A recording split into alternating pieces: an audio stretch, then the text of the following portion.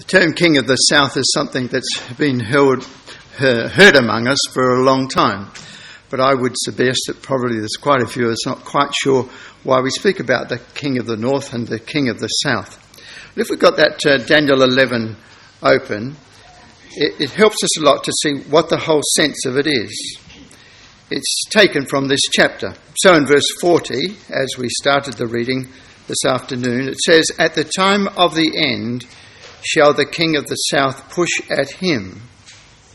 And the reaction of the King of the North is this, that the King of the North shall come against him like a whirlwind, with chariots and with horsemen and with many ships, and he shall enter into the countries and shall overflow and pass over. In the context of this, of chapter 11 that is, there is a debate or a contest going on between two kings. You probably remember that Alexander the Great had 4 sons, and the Greek kingdom was divided into those 4 portions when he died. And after some years, there was only two of them left, effectively. One was the Seleucid kingdom that was in the north, and the other was the kingdom of the Ptolemies, which was in Egypt and the south. And sitting between them, of course, was the glorious land. And so there was a contest between the Seleucids of the north and the Ptolemies of the south, and that was the king of the north and the king of the south. Just to emphasise that, and I think this is a useful thing to have in your mind, if you come to chapter 11, you'll see how many times those expressions are used. It's the story of chapter 11. So when we pick it up there in verse 40, it's got all this background behind it. It helps to see that, doesn't it? Verse 5, "And the king of the south shall be strong, and one of his princes," etc. It goes on to verse 6, "The king's daughter of the south shall come to the king of the north." It's there again in verse 8, "He shall continue more years than the king of the north." And verse 9, "To the king of the south." And so it goes right through this chapter on that kind of thing. Then finishes, I might say, in verse 40. So verse 40 is the end of a story that was played out in history between those two powers back 300 years before Christ, going up towards more like 150 years before Christ. So verse 40 then's taken a jump, obviously, hasn't it? It's not about the Seleucids. It's about the time of the end. There's no question about what time it's about, because it says in verse 40, it's the time of the end. In other words, the end of this oscillating contest between north and south is going to be, verse 40, the time of the end. Chapter 12, verse 1 makes that even more obvious, doesn't it?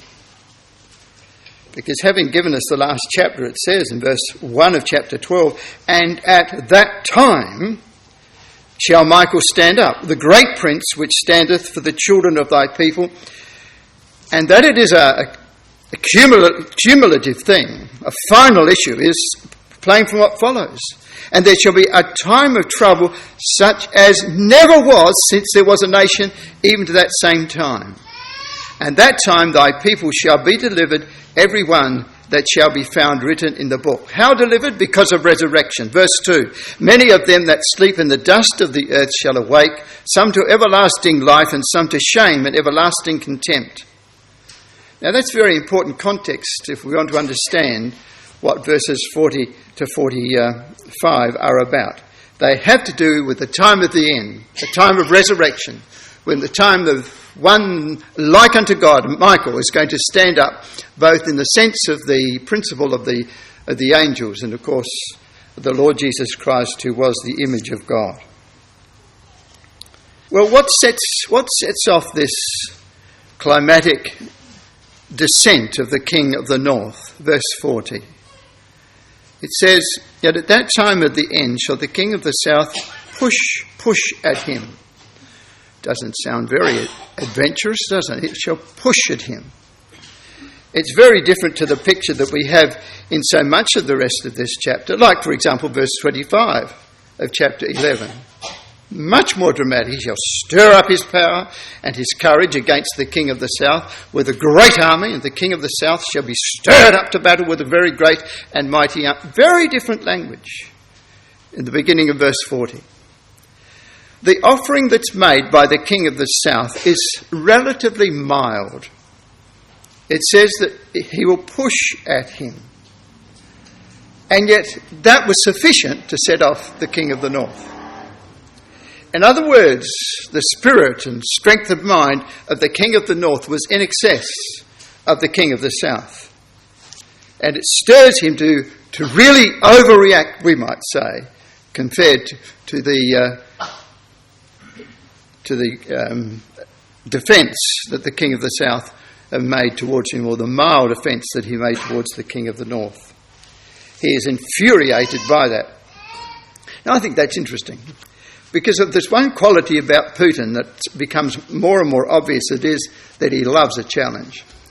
He sets us back on nothing, does he? If there's somebody that offers some criticism, whatever way it might be, in terms of defence or military exercise or words in the press, then you can be sure that Putin will respond in very great strength. You know, we've had a man in the last couple of years that's been prepared to use expressions that no one has been prepared to use for many years. Don't mess with Russia. We're a nuclear power. What's the threat behind that? We're talking about nuclear power, my dear brothers and sisters. This is a man's glib comment. Don't mess with us. We're a nuclear power. We haven't had anyone, perhaps not even North Korea, that would have offered such enormously challenging words as that. Don't you breach with me, he says. And, you know, in 3 times in 1 week, they offered the comment that we could take the Baltic states overnight. And I think they could. But what an incredible comment to make publicly to a world that's already very nervous about the instability that's throughout the world at this time. Our forces could absorb the Baltic states in 24 hours. Now that's exactly the kind of mind that we would expect. It's a very challenging mind, determined and arrogant. It's go. It's a spirit of great revenge. If we come over to Ezekiel, not to spend much time in Ezekiel 38, Carl, but we're trying to be careful not to run over each other. But in Ezekiel chapter 38, it's not until verse 14 that the whole matter gets underway, is it? Have you realised that? It's not until verse 14 that the prepared Gog launches his event. He's been peacefully, apparently, scheming. He has an evil thought, and he's been scheming his way. And verse 14 then opens up the new chapter of events.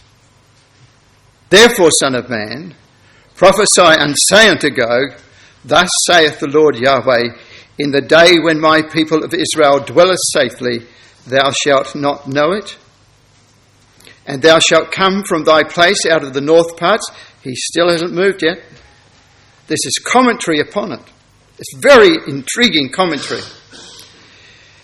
And thou shalt come from thy place out of the north parts, thou and many people with thee, all of them riding upon horses, a great company and a mighty army. It still hasn't come yet, has it?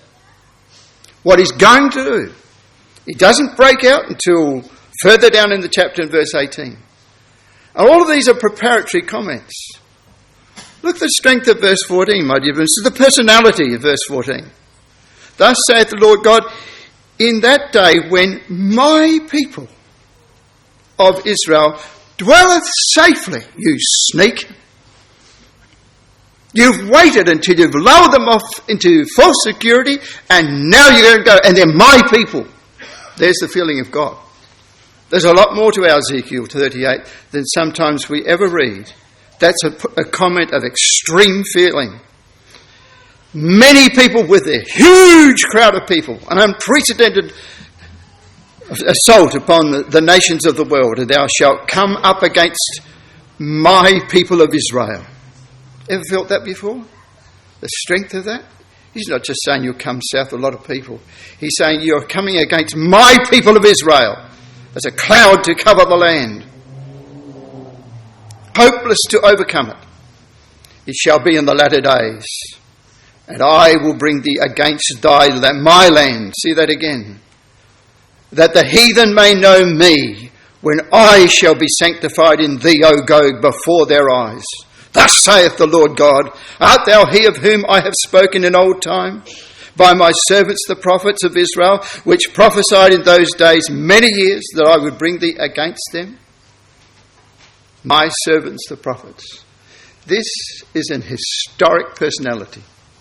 It's something that's been written in the mind of God and in our scriptures in some sections for a long time, says God.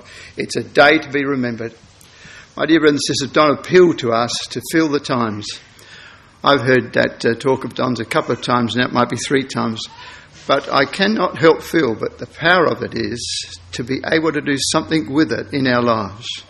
It's a real challenge to us, isn't it? Are our lives changing day by day as we live in such a kaleidoscope of amazing things that are happening all around us? Doing the readings at home now, perhaps better as a family than what we did 3 months ago, 6 months ago. Are we? Or is it still a bit too much time at work and a little bit too less time with our children? It's our Wednesday nights like at Bible class. Attendance has improved. Or still the old questions, oh well, don't think I can make it tonight, and I've got some other things I have to go to. And the children have got some appointments with this and with that and so on. Kind of things have been happening for years in our Christadelphian ecclesias. Slackening off, that's what we call it, isn't it, really? All arranging groups are aware of that. There's many ecclesias troubled by that. They see that, in fact, the times are upon us, but we're not adjusting to that. It's not a full hall that we would have on Wednesday nights. And sometimes, well, we don't think that we need to really bother about some of the meetings. And if we're the slightest bit not so well, that seems to be enough in many cases to say, well, I don't think I can make it tonight. But really, these are real things. This is an historic event. We are in the middle of it. You and me. Got to make a change to our lives. The responsibility is greater according to the increased understanding that we have. There's never been a generation that have seen what we've seen. Rightly said that for 41 years we have said when Britain went in, she will come out. We've all heard that many, many times, haven't we? Among ourselves. We just couldn't fit it in. How could it be that Britain goes into Europe? Well, she did. Stayed there for 43 years. Last 2 months she's gone out. And we're excited about that. But how has that affected? There's the question, isn't it? Mightily interesting, tremendously interesting. But the question really does come home to us. How has that affected my life? The life of my family, the life of my ecclesia. More concerned about what's happening ecclesially. Gone and seen those folk that needed a little bit of help here and there. That young person that was finding it a bit rough and so on. Is that where our lives are going? Because that's really what in the end it must mean. So, in Ezekiel verse 13, we have a key verse for our study this afternoon. There's 3 powers involved. This is the king of the south. It must be. There's no other alternative. If the Gog power is coming from the north, then the alternative, verse 13, must be generated in the south. And intriguingly, it's not Tarshish that we speak of so much that's first mentioned. It's Sheba and Dedan. Why should that be? I suppose one good reason is they're right sitting underneath what's coming. It's going to affect them in a more direct country way than is going to fit going to affect the ships of Tarshish and the merchants thereof. But it is interesting to notice that Sheba and Dedan are the first that are mentioned. That they're related to Abraham. In Genesis chapter 25, it tells us that they're of Keturah, which we probably remember was true, and that Keturah had a number of children. Verse 2 says, she bare him Zimram, Jokshan, and Medan, and Midian, and Ishbak, and Shua. And picking up the second of those, Jokshan, it says that Jokshan begat Sheba and Dedan, and then tells us who the sons of Dedan were. That's interesting, isn't it? These are direct relatives to Isaac and to his son Jacob. They were children of Abraham through Keturah. And the first mentioned was Sheba. So it's curious for us, as I'm sure as it would have been to Ezekiel, to find in verse 13 that this strange group of people that dwelt out in the area basically of Saudi Arabia, that they were linked with the merchants of Tarshish and with all the young lions developed from him. So there's three groups in there, Sheba and Dedan, then the merchants of Tarshish, and all the young lions thereof. But Sheba and Dedan are mentioned first. Roughly speaking, those areas of Sheba and Dedan are within the confines of the very large country of Saudi Arabia. Saudi Arabia is a very large place, but only 5% of it is arable. Excuse the pun, it wasn't intended. But 5% of that country is useful for any sense of growth. It's basically rock and sand, with almost a nil rainfall. And sometimes you'll find that some feel that Dedan's more this way or that way, or that Sheba's more this way or that way. I was told when I was a boy that Dedan was down here on the southwest corner, and that the port of Aden, which is at the point of that corner, that took its name, Aden, from Dedan, and I suppose that's possibly still true. Because it's not easy to say where you might find those, because Scripture itself sometimes has those names designated in a different way. Because of that, I don't think that's the big issue. They were wanderers anyway.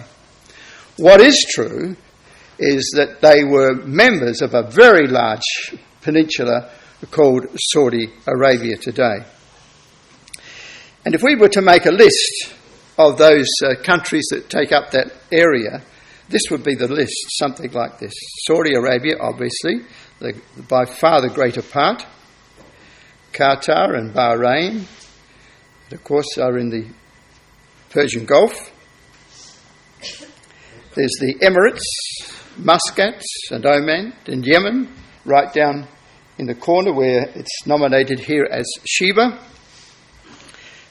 Then Jordan, which is up where that area of Kedar is marked on the map. And then to Egypt, of course, which is at the very south section, includes some of Egypt, although Daniel tells us that Egypt believed that she would escape the northern invader. So they are essentially the countries in the world today that are grouped together in this term Sheba and Dedan. There was until recent years no real borders, and there wouldn't be, even today I'm sure, in many cases could you go and find an actual border, a fence that says this is Emirates and this is Muscat and this is Oman. It hasn't ever been like that. It's only when the British came into that area after World War I that they sort of drew this up. Churchill said of Jordan, he said, will be our friends, he said, because I made it up one Saturday afternoon on my desk. He just drew the line and that was Jordan. That's how it was after World War One. There was hardly any industrial development in Saudi Arabia, but it did have an ancient relationship with Israel. Now this is interesting. Let's come back to the days of Solomon in the 1st of Kings chapter 10. This is the time when the Queen of Sheba visited Solomon. Interestingly, Jesus calls her the Queen of the South, which is interesting, the South. Luke chapter 11 and verse 29. So we read of her coming in chapter 10, when the Queen of Sheba heard of the fame of Solomon concerning the name of Yahweh. She came to prove him with hard questions. Underline her interest. Her main point of interest was concerning the name of Yahweh. This lady is a very special person. She didn't come for anything higher than her great interest about the God of Israel.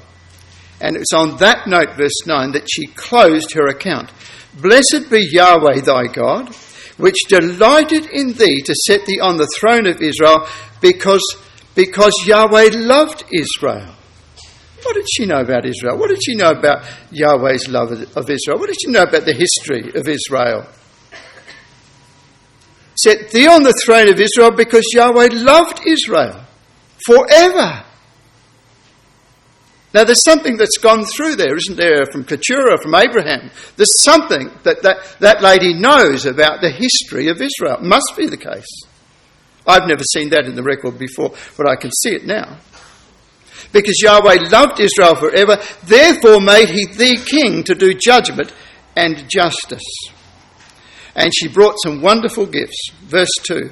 She came to Jerusalem with a very great train, with camels that bear spices and very much gold and precious stones.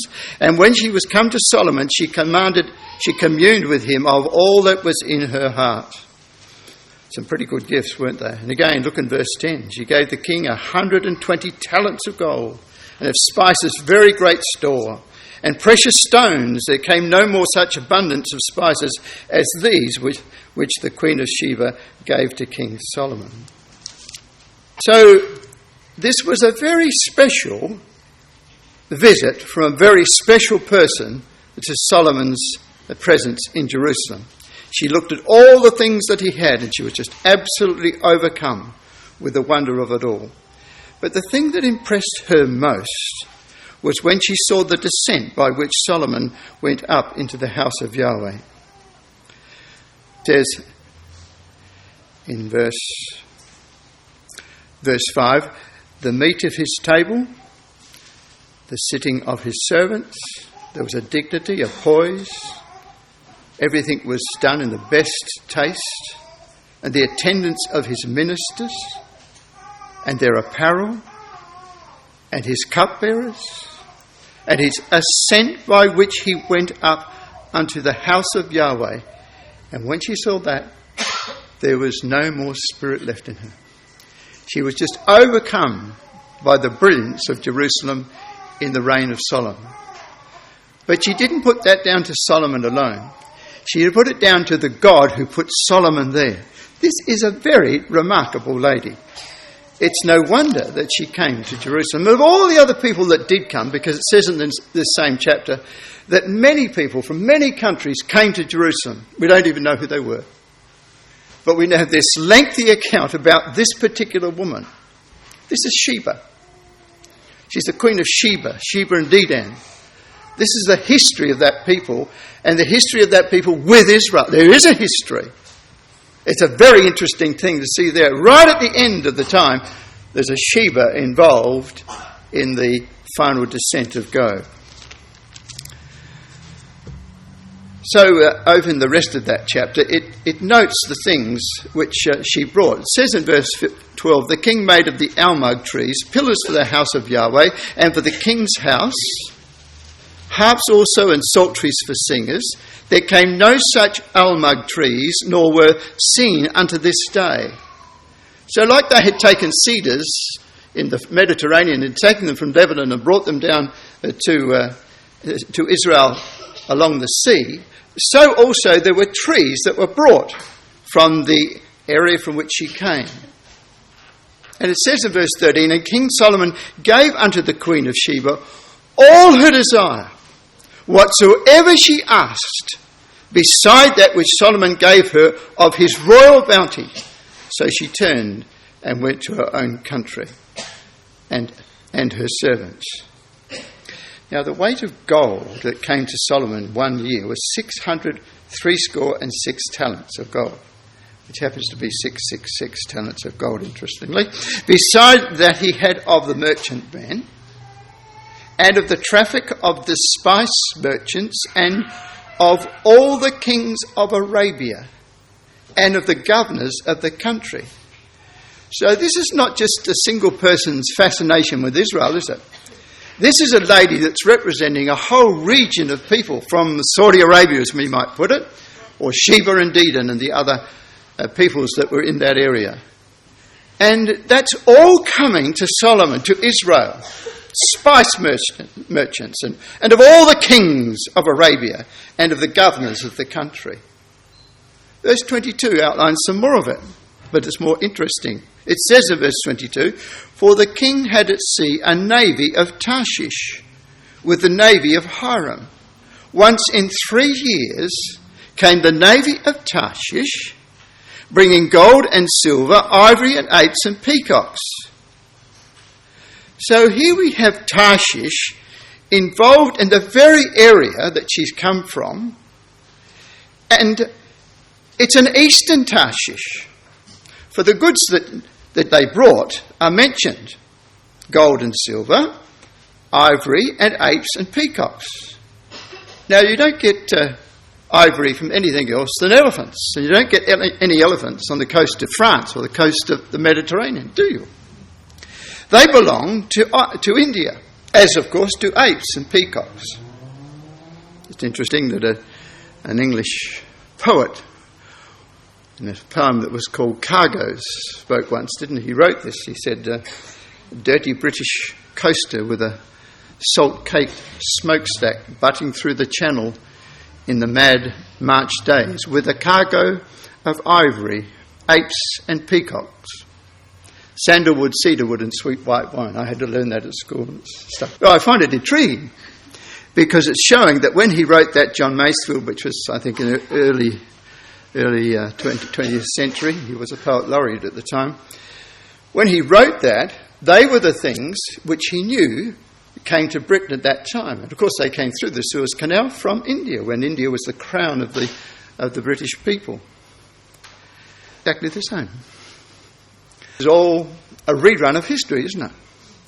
What Britain did in the 19th and 20th centuries had been done before with the kings of Arabia and the Queen of Sheba.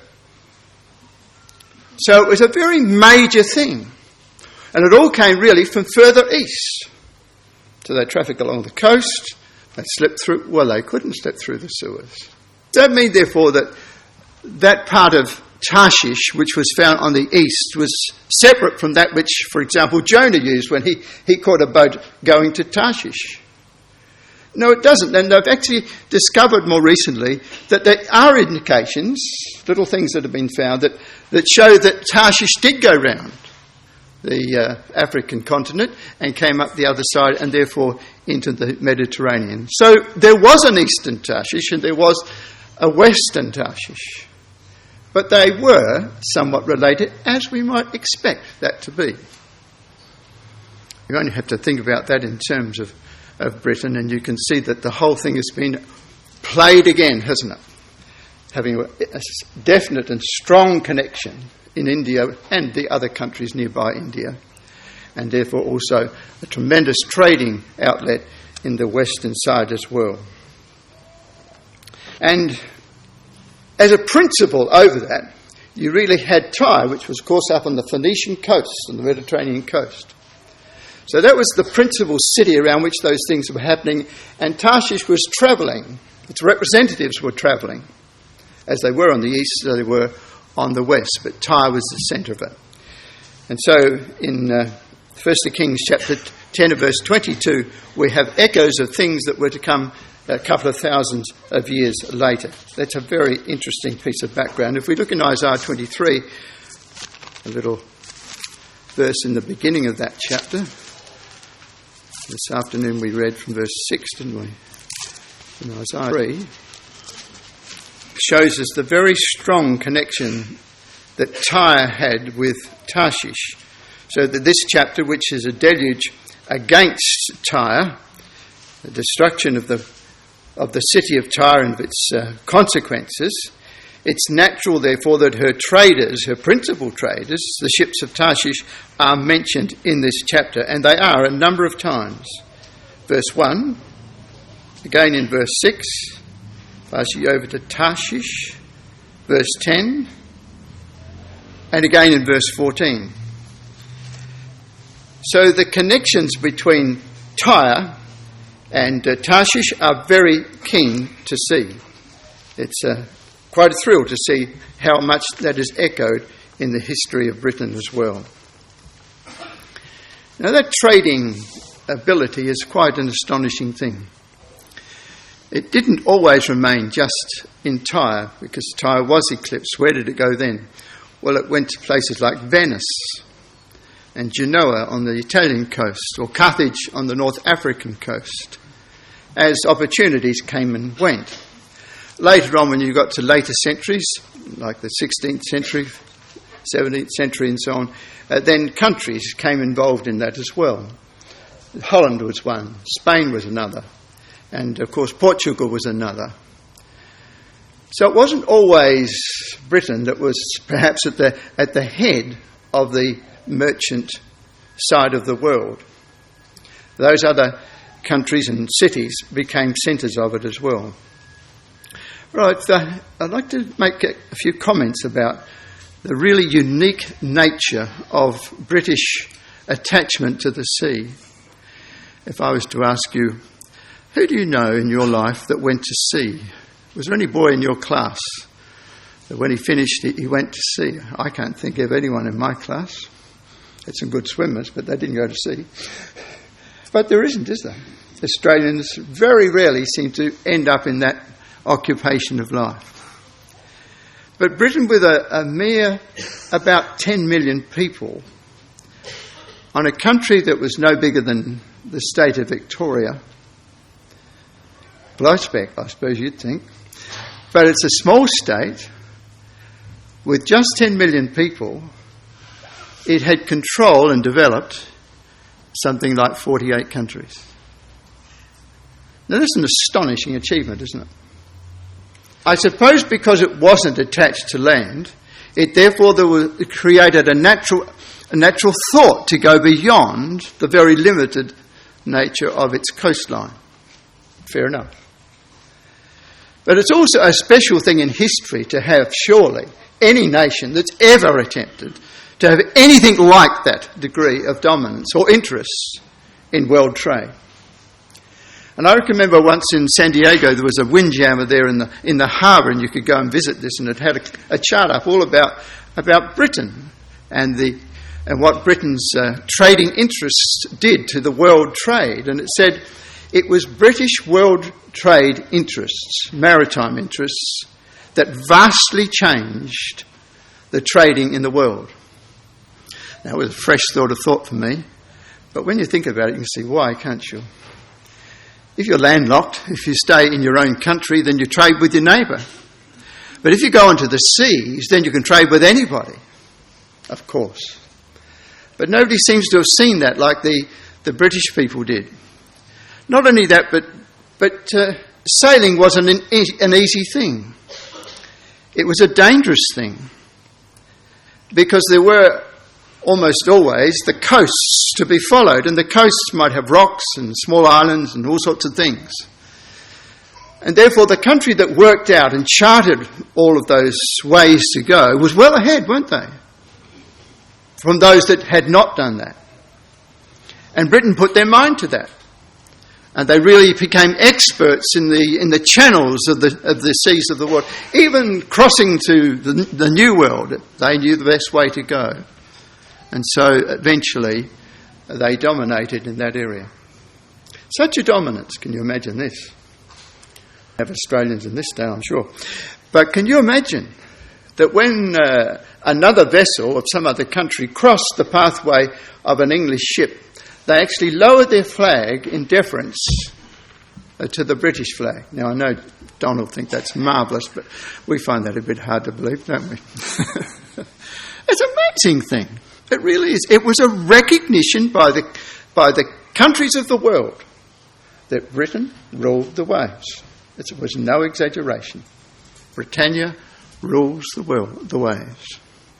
A quite astonishing fact of history.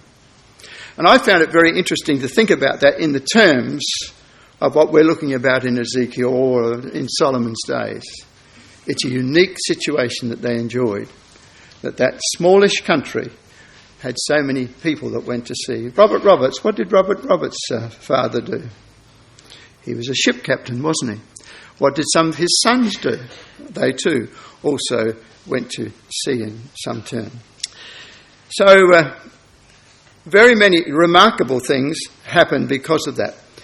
And particularly when Drake, for example, defeated the Spaniards, and then later there was Nelson who defeated Napoleon's fleet, Spanish-French fleet, at Trafalgar. It was then that Britain was absolutely on top of the situation in the world. Then on until well into the 20th century, that was the situation. It's fascinating history, isn't it? That's why it's been so remarkably interesting to see this brought into Ezekiel at the end. Because not only as a defence power, but also in a role that was yet to come in bringing Israel back, a seafaring country was required. Think of 48 nations that have been developed. You know, if you develop a nation, you've got to have some good judgment, don't you? You've got to have some good schooling. You've got to be able to set up a government and a system of roads and a system of policing and various government departments that any country requires, a parliament. That's a tremendous amount of responsibility. To do that 48 times over is just simply astonishing, isn't it?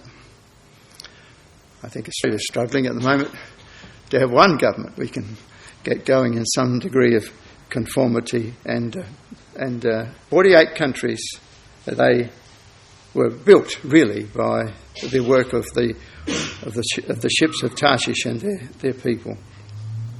Another thing that I saw once was a photo, not a photo, but it was a painting, and it was a painting of the Southampton dockyards.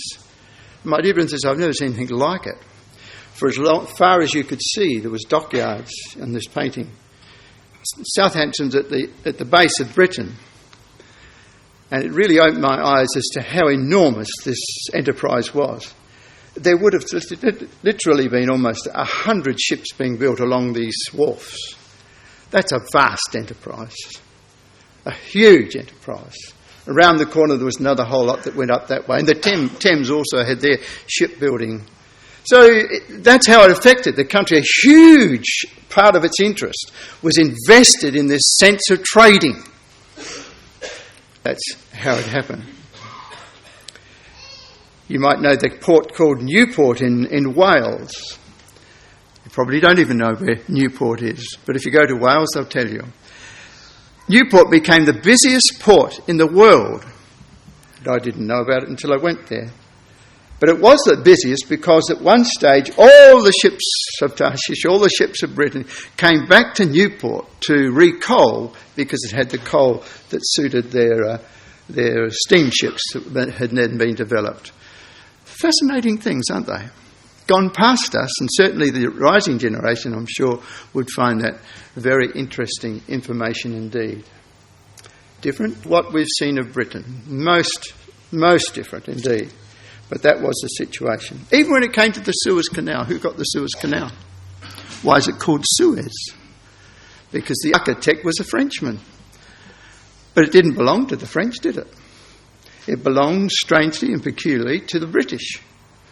Because their Prime Minister, when he saw that the share market for the Suez Canal shares was down, he went to Queen Victoria one Sunday and asked her that she could make a cheque out to buy the Suez Canal. And so the Suez Canal became British, even though it had a French name and a French origin.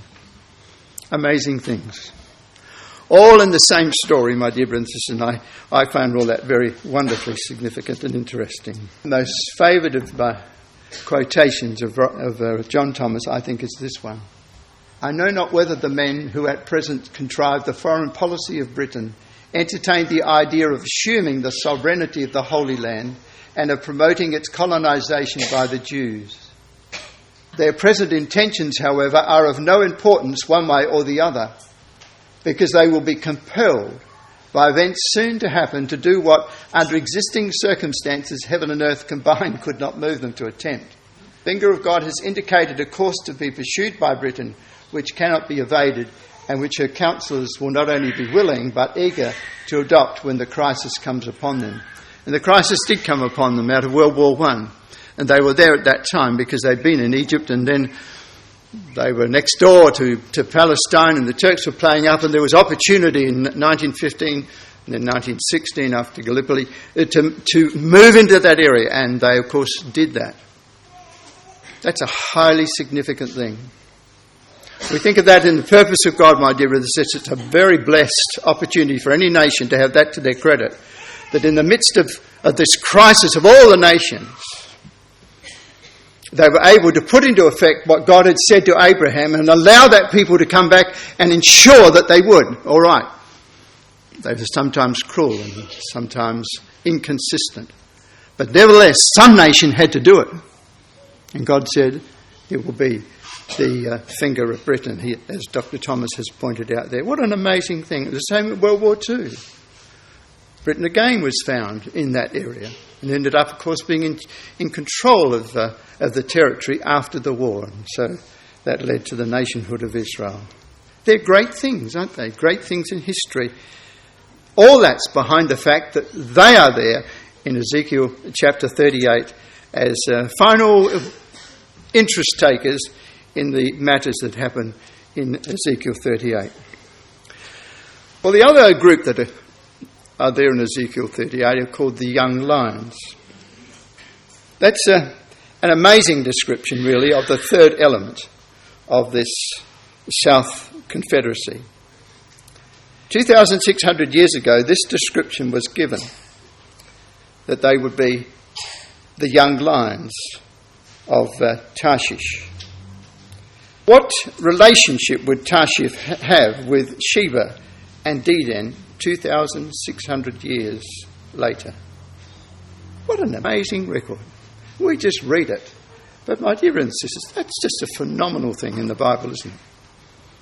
2,600 years before it happened, there was evidence, once investigated, that it would be Britain that would be involved in that. How would you ever imagine that such a detail was put into Ezekiel all that many years beforehand? Wonder how ever did it happen? Why was Sheba and Dedan related to the ships of Tarshish at that time? How did it happen? Well, I never really knew until recently exactly what those steps were, but in the next few slides you'll see exactly how it did happen. 1922. There are a number of, call them kings if you like, kings of Arabia, to use that term back in 1 Chronicles chapter. 1922, Ibn Saud created the empire of Saudi Arabia. He was a British ally who valued his new connections with European powers. As ally, Ibn Saud had, above other tribal leaders of the Arabian desert, unique appeal. His need for weapons and finance was sufficiently unbounded to make him amenable to the will of the donors. So some of these princes that lived in the area of Saudi Arabia obviously used the trade that came up and down through the Red Sea. And Ibn Saud, hitherto in my experience unknown completely by that name, he became friendly with the the British as they were travelling up and down. Well, that's exactly the story, isn't it, that we're looking for. How come alongside Sheba and Dedan does it mention the ships of Tarshish? This is the story. The British were passing through, and this man had a peel, and he had money. Because he had money, he therefore wanted to have some defence for his country. So he talked to the British. They're very happy to see him selling weapons and improve his security. It wasn't an even playing field, of course. This is Britain's Secretary of State, the first Earl of Crewe. Sounds very grand, and he looks very grand indeed. Well, he pithily summed up the British objective. What we want is not a united Arabia, but a disunited Arabia, split into principalities large enough for our suzerainty. A little bit excess, doesn't it? But that was the British attitude. The place was really wide open for colonisation and redraft. And that's what Britain did. And it's by members as humble as Mr. Crewe that it was done. Britain quietly supported Ibn Saud in a series of conquests that in 1927 brought him recognition of Hejaj, a title changed to King of Saudi Arabia in 1932. So he became the King of Hejaj, and then that title was changed and he became King of Saudi Arabia in 1932. Is that interesting? 1932 is only 4 years before oil is found in the sands of Saudi Arabia. Before it was found, Saudi Arabia was a very different value than after 1936. 6 years later, in 1938, oil was discovered in Saudi Arabia and Britain was already in the place of advantage. So Britain has had a long-standing relationship with Saudi Arabia and with America, has been locked into a conflict between Arab nationalism and the march of Zionism. On the one hand, they wanted now to make contact with these people that owned this great big desert, but they were Arabs and they were opposed to what Britain was doing in Israel for the Jewish people, and they had to balance those two things together. It was a very difficult match. But 1938 made Saudi Arabia very, very important, of course.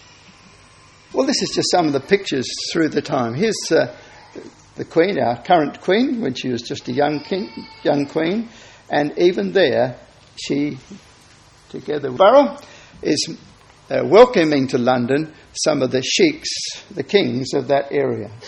It's a long relationship, isn't it? She's been there since, and they really did dress up for him. They really turned the show on. Look at that one.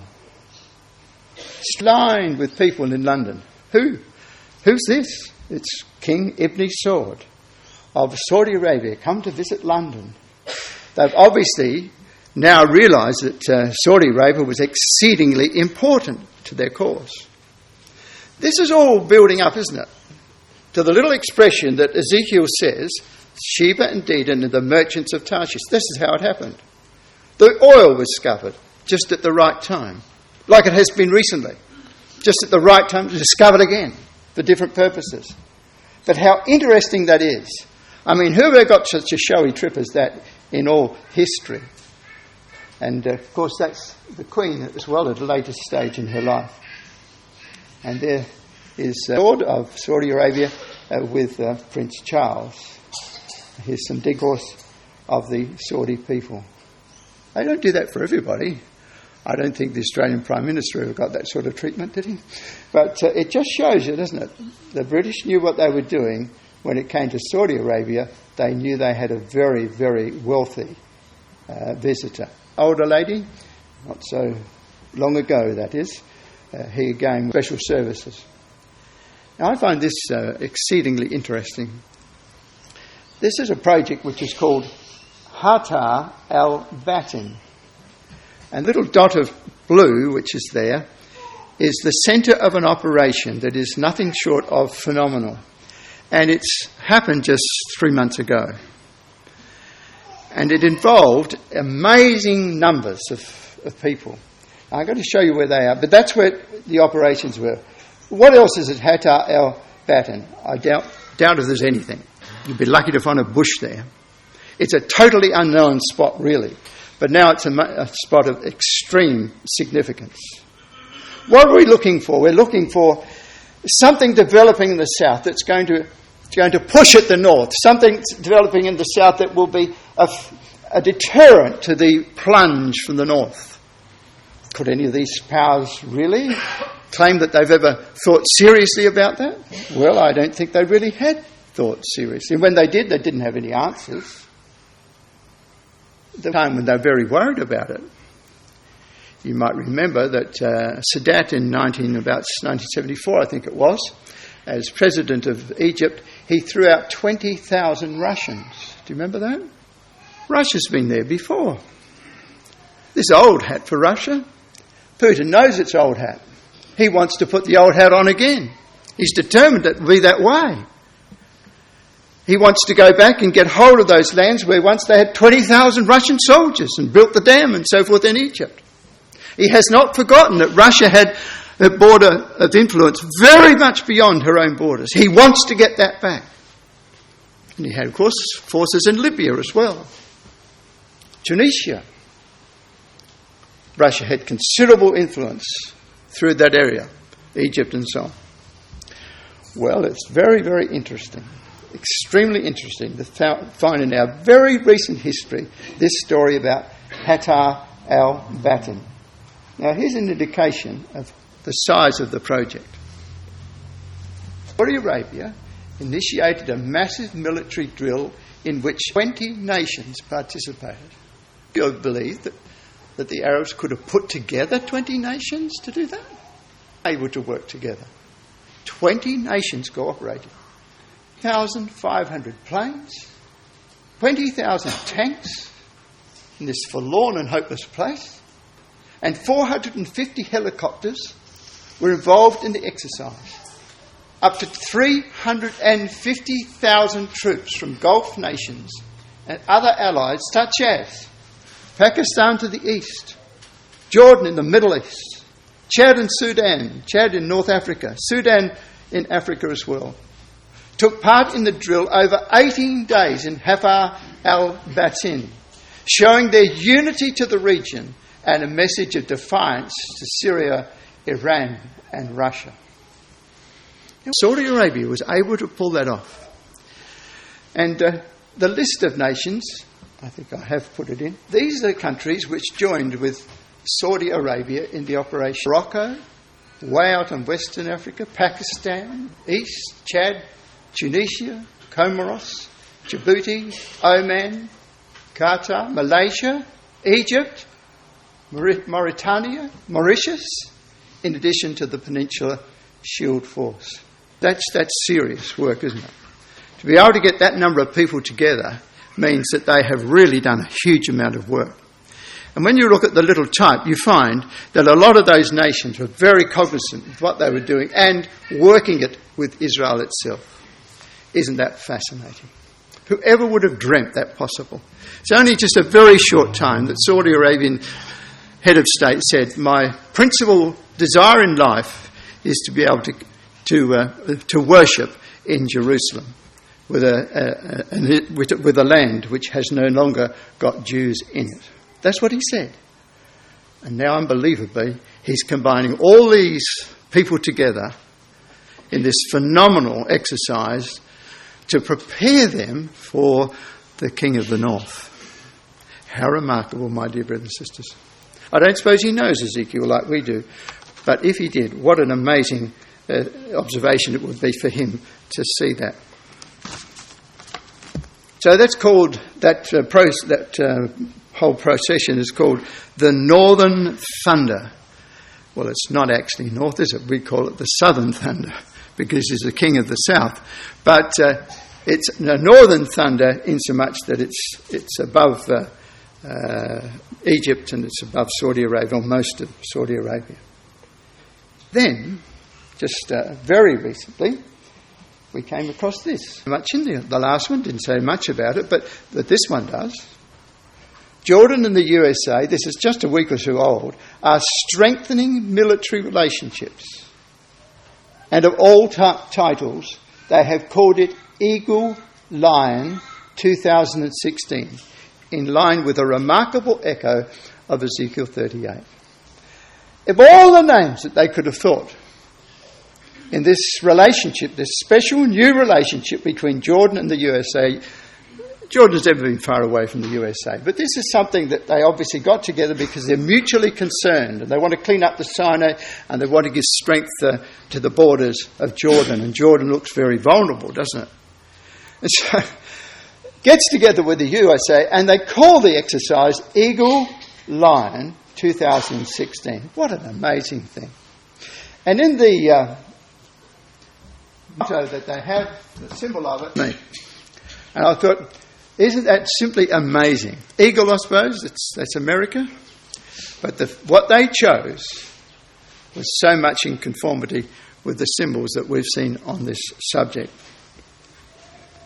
And I suppose the other thing, my dear brothers and sisters, that is truly remarkable about all of this is the finds of oil and gas, both in Israel and in the sea, the Mediterranean Sea, just north of Egypt. You know that the gas that's been found in that area is said to be perhaps equal to any gas field found in the world to this time. These are not small things. These are massive things. What Israel has found in the Mediterranean, just off from Cyprus and so on, they're enormous ventures. And there's the king of the north running around now desperate with his notes to make an agreement with Israel about that gas, or with Egypt about their gas, or with Israel about its oil. How amazing that is, my dear brothers and sisters. Wasn't it spoil that was mentioned by the prophecy? I can remember Brother Pearce once saying that the spoil is oil. And we all thought, oh, that's a bit quaint. But lo and behold, we'd all think that's not bad, is it, today? The spoil is oil. And gas is not. It was never found for all those years. Now these countries are feeling the pressure is upon them. Well, my dear brothers and sisters, really, the pressure is upon us, isn't it? Who else know those things? Who else cares? Do you care? Do care. And we want our children, we want our teenage children to know those things and be serious enough to bind up their minds to take in what that really means to us in our families, in our ecclesias, and our Christadelphian brotherhood. We are a very blessed people indeed. May God help us to hold tight and hold high the things that have been given to us and bind our ecclesias together in wonderful things of which God has made us the privileged retainer. Thank you.